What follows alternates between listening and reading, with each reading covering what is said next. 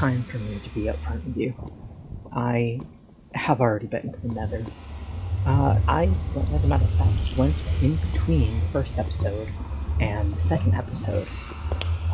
As you can see, I didn't stay very long because I kind of have a horrifying spawn point.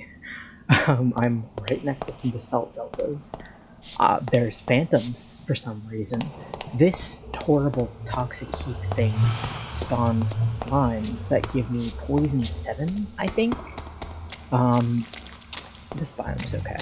This biome is safe, but it's right next to the hell biome, so exploring is going to be a bit tough. You can kind of see on my minimap that I tried to do some quartz mining. It wasn't super successful as there's not a lot of easily accessible quartz around here, and what little I could find in the walls wasn't enough to get me the XP out of it, so I did, I ended up going regular mining for XP. You guys watched that last episode. So what I am going to do is... That looks horrifying. I'm not going to go that direction is what I'm going to do. I'm going to go the opposite direction of it. I'm going to go looking for a fortress. Or blazes in general. I would prefer a fortress. But I will take any kind of blaze spawner. And I'm going to keep recording. And if I die, I will bring you guys in for that. If I almost die, I'll bring you in for that. I should eat, speaking of. Or when I find what I'm looking for. But I'm honestly suspecting that my best bet is going to be a lot of tunneling. At least in this nether. Although, with the amplified generation, I'm not sure how well that will work either. Hey guys, great news is I found, at the very least, a source of blaze rods pretty easily. Well, I was not very far away from my portal, actually. I met this guy called the Piglin Traveler. Now, you might notice that my armor is trimmed with a little bit of gold. Hold on, I'm talking, Mr. Blaze, be quiet. And that does, in this mod pack, have the same effect as wearing gold armor. Piglins don't attack me, so I traded him some gold, I brought some with me, and I ended up getting a bunch of these neat little traveler's compasses, and I'll show you the rest of them. You kind of see they all lead to different structures or different, biomes, I guess, some of which I recognize and some of which I definitely don't. So I was following this one because it sounded exciting, and I found this little mine shaft instead. I found, there's definitely a couple of chests in here. You kind of see on the minimap there's a bunch of mine carts with chests, but largely it's been pretty safe. There's just been some piglins, and now these blazes, and luckily for me, I have quite a bit of fire protection on, so I'm fairly safe when fighting these guys. I don't have looting, so it's not super quick, so I am just going to sit here for a little bit, mine up, I'm gonna mine up, I'm gonna farm up some more blaze rods, and then I think I'm going to keep following this compass. I'm not gonna follow all of them today. I do have some builds I still want to do, but, you know, just one compass surely won't get me too far off track, right? So, that blaze spawner I just mined, which is a second one I found, it's not the first, that one I'm keeping, it did drop this little spirit orb here. If you guys are unfamiliar with that, it's kind of a Legend of Zelda, specifically Breath of the Wild inspired mod pack that adds these orbs, as well as, you know, like a paraglider, heart containers, and stamina containers, and some spooky things I've never used or encountered before, as well as these little statuettes. It's just a nice, fun way to increase your health and be able to fly a little bit before getting an elytra. Although I admit I am kind of skimming over those right now.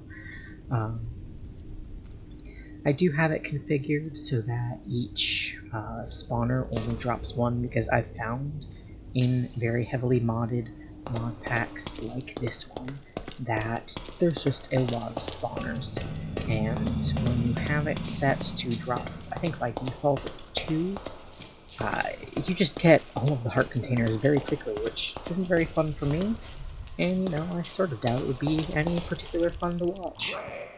Actually, it might be worth mentioning while we're here. One personal rule that I have on this series is I'm only allowed 2 backpacks.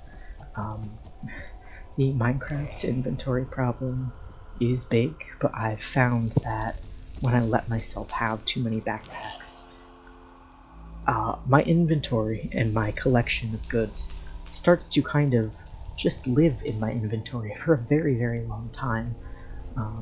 And I like, being able to limit myself a little bit there, as well as limit how long I'm actually out on journeys, is very nice.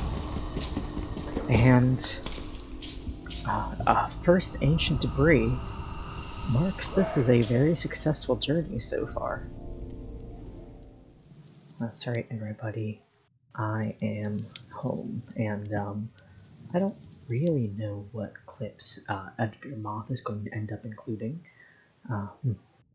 but if it doesn't show up, I did die. Actually, dying won't show up. I know that. I was not recording at the time. I had turned it off briefly while making my way to the quartz kitchen, and that was when I died. One of the skeletons there, wielding a cake, beat me into a pile, a little pancake on the floor, I guess, and I had to make the run all the way back. Luckily, a fair amount of that journey back was just through some tunnels that I had already mined. There was only a short period of sprinting for my life through the ghast-infested fields that, were actually particularly dangerous, and I did find a couple of exciting things. The clever among you might have already spotted one of them. That's right, I have a dried ghast, which is very, very exciting. This is, of course, part of the vanilla backport mod, and this is one of my favorite updates that have come out in years. Ghasts used to be my very favorite vanilla mob back when I was young, and I pretty exclusively played on creative. Now, I don't do that, and when I realized they screamed and yelled at you, I stopped liking them nearly as much, but, with this update, I'm very much looking forward to playing with them, and ghasts are very much back up in the tier list. A couple of other things of note. I, of course, got a little bit of netherite while I was in there, partially from that mine I was in, and part of the loot from the quartz kitchen. I, of course, also came out with all of this, and I have many more adventures awaiting me in the Nether, but that is definitely going to wait for a future date, because today we're going to be working on a laboratory. I know I did mention at the end of last episode that I wasn't sure if I was going to do the laboratory or the reptile house first, and I was even talking about putting the, a unusual prehistory setup in the reptile house temporarily, because I was very excited about making that, I won't lie. But I did do some thinking, and because I really like having dedicated spaces for important things, I don't really have one right now for the enchanting room or the nether portal, but I kind of wanted to make that up a little bit with a dedicated potion making space, since that is something I'm planning on doing very soon. Now, I was thinking, what better place for potion pulling than a laboratory? I can hit those two out of the park, and honestly, I think it works much better than combining the reptile house and a mini laboratory. I'm thinking this is going to be the area that I put that. I haven't decided too much on a build. I know I'm going to be making it more square than, well, not the barn, but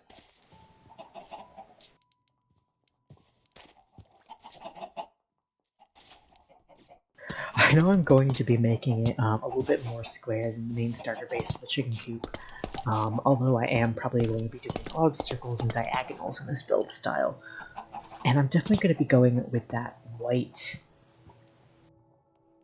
as that base palette again, because again, that is a very laboratory type thing. But besides that, I think I need to pull up a couple of references and maybe do a little bit more brainstorming and see what we come up with. Hey guys, I am about halfway through building a laboratory, as you can kind of see just a little peek of in the background there. And I just wanted to bring you guys in to note a couple of small changes that you'll probably notice as this video continues. The first change that I wanted to note as I continue on this building is, of course, probably the one you noted more immediately. The audio, I am imagining, sounds different. I haven't listened to how it records yet too closely myself. I kind of just wanted to relax and play some Minecraft today instead of worrying too much about editing. I am imagining the audio sounds a lot better. More importantly, it's hurting my ears a lot less. So hopefully I will be able to do a little bit longer recordings a little bit more frequently now. The other thing that you can kind of already see up in the corner there is that I am using a different minimap mod. I was before using Zero's minimap. I usually use Zero's mini and world map. They're kind of my favorites insofar as the map mod scene. But for this series, or I mean, really in general, when I've used it, the world map feature always has felt like vaguely kind of cheaty to me, which is a little silly because there's a lot of other ways that I play Minecraft that people will probably call cheaty. But it's just really disincentivized looking at my surroundings and exploring the world, with my own eyes and my own feet instead of just opening the map and scrolling around it and all of that. But this mini-map mod, or world map mod, does allow something similar to that, in that, I have this book, and I can open it, and I will have, as I fill it out, a large world map I can kind of scroll around and look at, and it does still have the entities showing up on the map, although I can't make it display what they are anymore. But it does it in a much more vanilla-friendly way. It kind of, instead of just being a feature that I have to add vanilla maps to this atlas to expand the amount of space that can be filled out. So I do already have quite a few maps in there, so I probably won't have to worry about it too much over the course of my next few adventures, but it will be something that I have to keep in mind and balance as I continue to play this series, and I think it will help a lot in terms of making me just a little more comfortable with using a map, which I do kind of need. I'm kind of horrible at navigation. I get lost so easily. So, hopefully that will make things a little bit easier as well as a little bit more fun. Alright, I was gonna like go out and get sand or something for my tubes or something, but that doesn't matter anymore. I just got a cowboy hat. I don't want this superstitious hat. Turn on the cowboy hat. Oh my god. Oh, guys, that's another thing I installed when I wasn't telling you, or when I wasn't recording. Cosmetic armor for the purposes of, I mean, pretty much things like this. Can I not? Can I not? No, I deserve to. This is so sad. This is genuinely so tragic. It could be beautiful. Oh, it doesn't even look good anyway because my skin's second layer. Oh, this is what I get for adding cult ropes to my skin. Ah, I suppose I must be hatless forever. Guys, I just think Minecraft's idea of where north, south, east, and west is wrong. I just think they're wrong because I'm heading south right now. But no, I'm not, because south isn't... South is away from the lake. The lake is north, and away from the lake is south. That's not how directions work. I hate science and directions. I'm gonna become a flat earther, I think. I'm not good at directions, but I'm good at, like, places. I know the beach. The beach is this way, because the ship is here, and... They should let me decide what north, east, south, and west is. Am I out of maps already? I think that encroaching blankness in the map means I'm out of maps. Oh, I'm gonna need a lot of compasses. See, I told you guys that I could totally find the beach again. I wasn't doubting myself at all about 5 seconds ago before I crested that hill and realized it was actually here. I'm great at directions. I'm so good at them, please believe me. Concert. Oh god! I was gonna make another joke about how I'm destroying the environment while I'm building a base about nature conservation, but this man, he just appeared. I don't have any emeralds on me. That's really sad. Why couldn't you have come while I was at my base? This is Minecraft. It's okay to hit random men. Alright, with the hint of the future build behind me, and this... Die. This isn't working. There we go. Okay. Well, you guys definitely saw a hint of the build that I haven't built yet, but will be building. That hasn't built? It's complicated. I'm editor moth right now, and I was realizing that I never actually recorded any clips explaining to you guys that I actually drew the concept art for this build. I'm gonna put it on screen now. Bam. There you go. We're gonna look at it.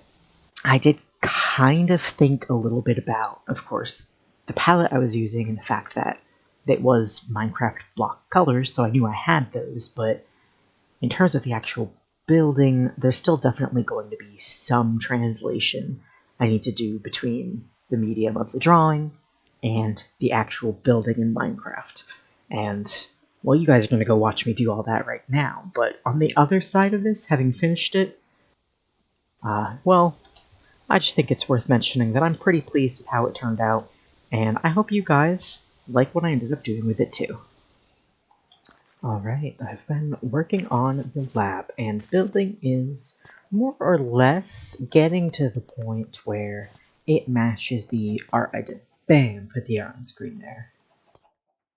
Yeah, so they're similar, but it still doesn't look right. Part of that is because there's definitely, like, limited proportion management, I guess, I can kind of do in Minecraft. By the nature of the fact that I wanted to fill them up with a substance, you know, these vats are kind of bigger than I might have wanted them to be. And even though I intended for, you can't even see them when I jump, the fences to only be 1 high, or that was what I was planning when I was drawing. I mean, you can't see it unless you are on level with it, and that's because of these slabs coming up over. but I do like that lip they provide from the surface of the roof. So I'm going to have to make a couple of adjustments to that. I was also thinking I might add some more detailing kind of across the face of these vats, and the front of this also definitely feels a little off.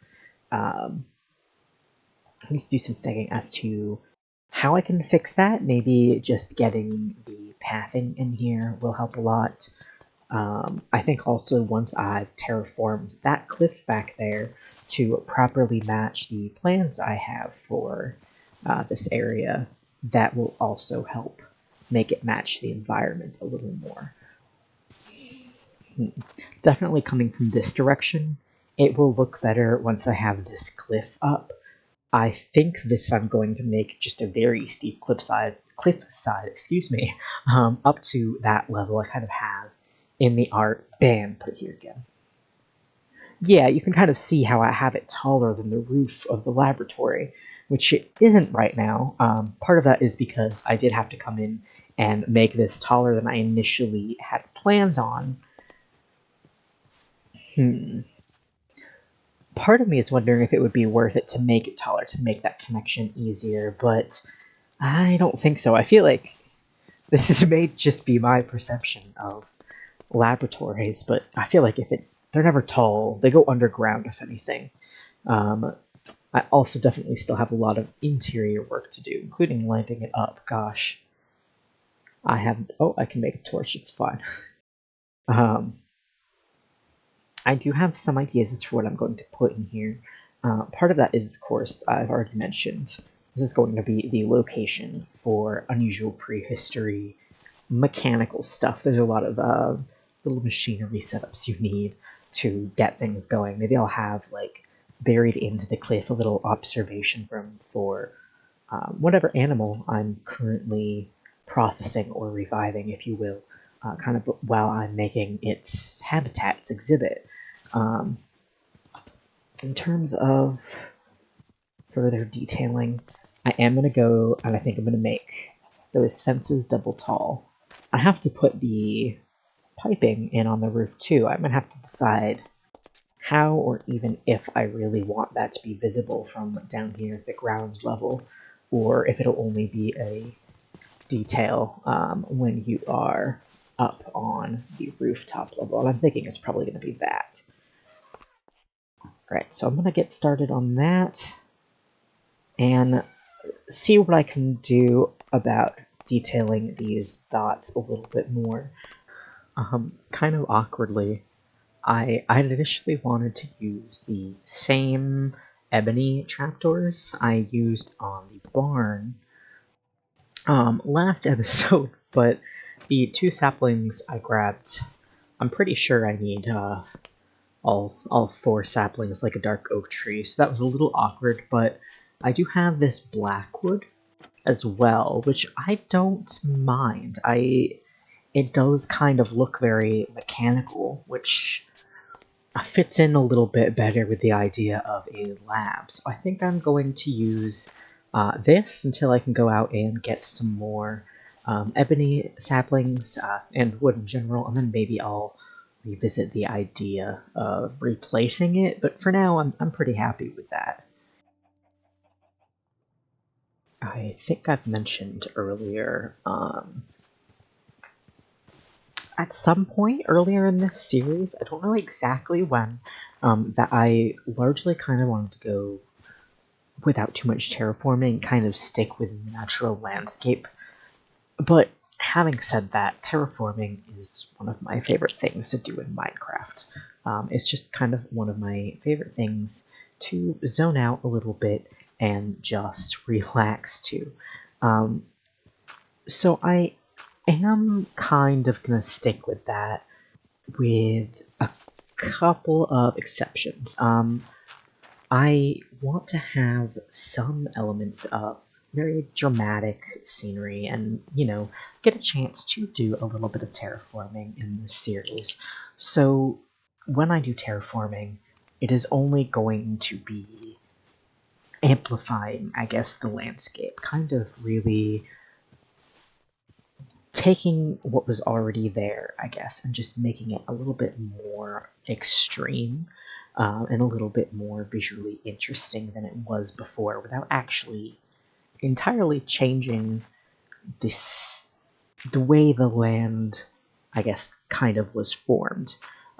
So there was a cliff face here before, and you can see I've left elements of it intact here with this dirt, and I've just kind of built it up to be very large and dramatic. And I'm gonna go in now and start texturing it and making it a little bit more interesting. One of my favorite things is that I do have some dirt variants to use to detail in the dirt texture a little bit more. But I do have some regular stone and some tuff I'm going to layer in and make this cliff face a little bit more visually interesting. And then I will come back in with more stairs and slabs in the stone variants to further detail it that way. Alright, I've more or less finished building and texturing out this cliff. You can see it does kind of come around here. The back is definitely a little bit shoddier than the front, so that will probably get some more work done on it later. But for now, I'm actually really happy with how this turned out. A small note about texturing is that I do kind of like to consider how heavy, I guess, the blocks are that I'm kind of putting in the cliff. So in this instance, Tuff has the busiest texture and the darkest color palette, so it would be my heaviest stone, then cobblestone, then regular stone. And then I kind of inserted them in kind of like veins of different rock styles throughout it, with the heavier ones at the bottom and the light ones more towards the top. And it makes it kind of have some geological sense, at the very least a little bit, with the kind of layers of how rock accumulates. And also, I think, looks really nice without being too busy. Besides that, I have more or less finished the exterior of the lab, and this was definitely the right move in making it fit in better with the environment. I'm still not entirely sure how I feel about these VODs. I just kind of wanted them to be smaller. I'm gonna think on it, and maybe I will revisit those later once I've had some more ideas, but as for the interior, it is definitely still incomplete. I do have most of the flooring down. I'm using these quartz columns from Twigs, which do look very cool as columns, but doesn't really fit the style I'm going for. But the tops look like a very lovely white tiled floor, which I think fits very well into the lab theme. I do think I'm going to dig this out and do that observation area I noted earlier. Ooh, wandering trader. Let us see what he has. Get distracted for a moment. Let me see. Oh, there he is. Ooh, a little bit of a precarious position, sir. What do you have? Green tulip, duckweed, banana peels. I had nothing of real interest. Sorry. Goodbye. That was amusing. At any rate, before I do too much interior work, first of all, there is absolutely no work on the back. That's a problem for future me.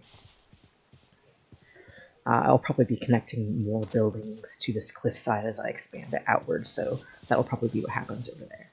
But the interior, I have some pretty specific lighting sources I want to be using that combine the kind of organic and more technological theme I'm going for, and that is froglets. But there's a problem, my friends, and that is that I have no froglets. I have no frogs, although my spawn in the Nether would actually... Ow! Oh, you... Ow.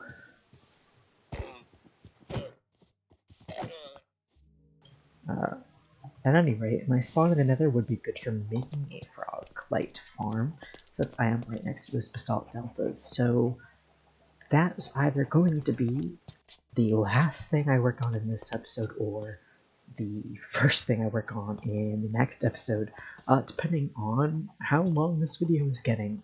Editor Moth will have to make that decision, because I don't know where I'm at right now. I'm also thinking they will be good for setting up some street lamps. These kind of wider areas where the paths connect, I think would be a great place to have some natural lighting that I don't have to hide in the ground. Alright guys, past me was pretty much on point with where we are at timing wise in the video. We will not be able to get to the interior of the laboratory today, but next episode we are going to finish up that, as well as fill in, I think, a couple of little missing pieces around the base here, kind of bring it together a little bit better, in preparation for our next big adventure, going to the end. That won't be happening next episode, but very, very soon after that. I think we are going to be ready to find the stronghold and fight the dragon. As always, thank you guys so much for tuning in. I hope you enjoyed this video, and if you did, please consider giving it a like and subscribing. I hope to see you next time. Stay safe out there.